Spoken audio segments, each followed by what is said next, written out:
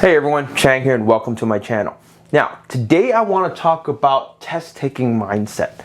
The reason I want to talk about that is because I just came back from tutoring a buddy of mine who's getting ready for an exam. And I realized that they have a different mindset than what they, I guess you say, should have, or it would be better to have when you are taking a college class. And I was thinking, why is that the case? Well, fairly simple, right? From primary school, or I guess you could say in the US K to 12, right? You are conditioned to think about tests in a certain way. In college, all of a sudden, you're expected to think of it in a different way.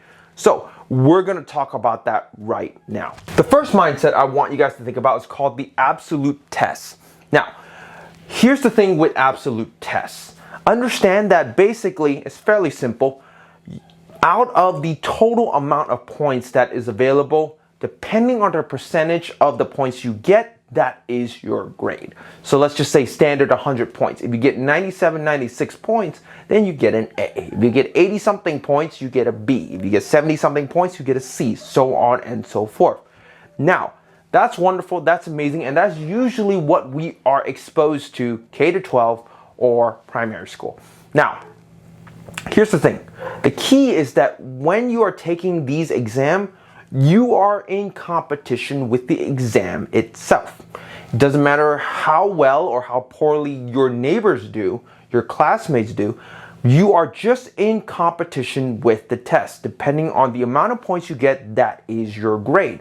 This is wonderful and beautiful in certain ways.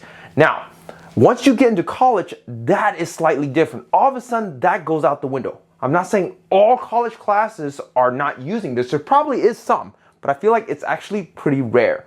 When you get into college, it's a completely different mindset. We're working with relatives, so let's talk about what relative tests are like. All right, so the second type of exams are basically the relative tests. The ones that are graded on a curve, and these are the ones that you will most likely see in a majority of university and college campuses. The reason for that? Fairly simple. As the topics get harder and harder, it is more challenging to create a more fair kind of test to encompass the large student population, especially in weeder classes. For those of you guys who don't know what weeder classes are, they're basically these giant classes that for some reason a majority of the different majors require it as a prerequisite. And because they're so giant, they needed a way to basically shrink it down to more manageable size. So in the beginning, they make the test extremely difficult to weed out all the weaker students, those who are not coming to class, those who are falling behind, procrastinating, not studying whatsoever. The first exam, usually they bomb the midterm, the class shrinks down to something more manageable. For some reason afterwards, the professor seems nicer, the test seems easier, and everyone, or a number of people, are more happy. So those are weeder classes. Now, for relative tests, basically tests graded on a curve, the mindset needs to change. Instead of competing with basically the exam like you would with the absolute test, you're actually competing with everyone else. Okay, here's an example.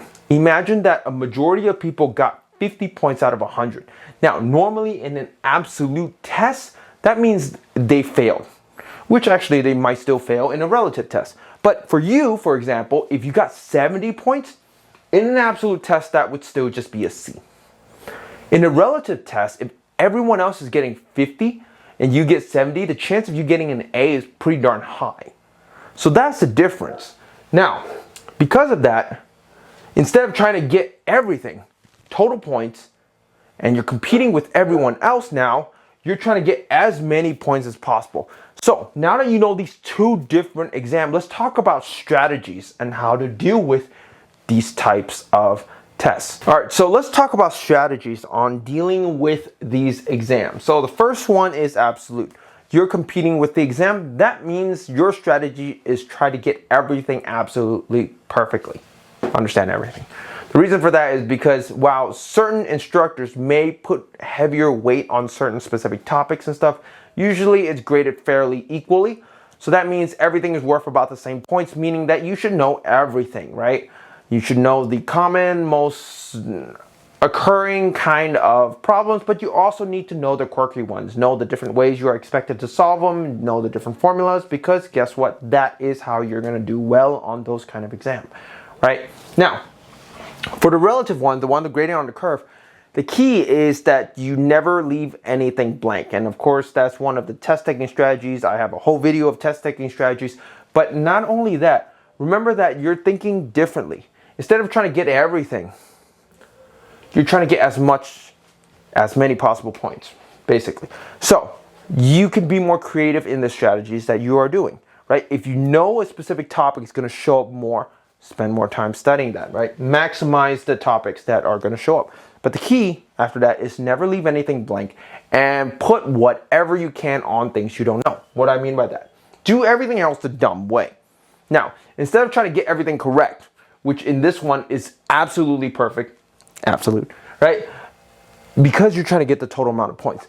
For relative, you're trying to get as many points as possible. So it doesn't matter if you're doing it a different way. It doesn't matter if you're doing it quote unquote incorrect. Write everything down that is related, even remotely related to that topic, because the key here is you're hoping for some form of partial credit. So unless the person who is evaluating your exam is kind of like a, very strict and for some reason hate themselves, hate life, and won't give any partial credit, your key is to aim for those partial credit because you are competing with everyone else. Everyone else is most likely going to be trying to remember the formula, remember the specific way of doing it correctly, and they get stuck. They're not sure what to do, right? And most of the time they'll leave it blank. Here, doesn't matter if you don't know, you don't have a clue, you don't remember, you just put everything down, right? And by racking up, getting as many points as possible, accumulating even 1 or 2 more partial credit, that might put you in a higher percentile compared to everyone else. And keep in mind that in those classes, the higher percentile you are, the higher likelihood you're going to get a good grade. Plain and simple.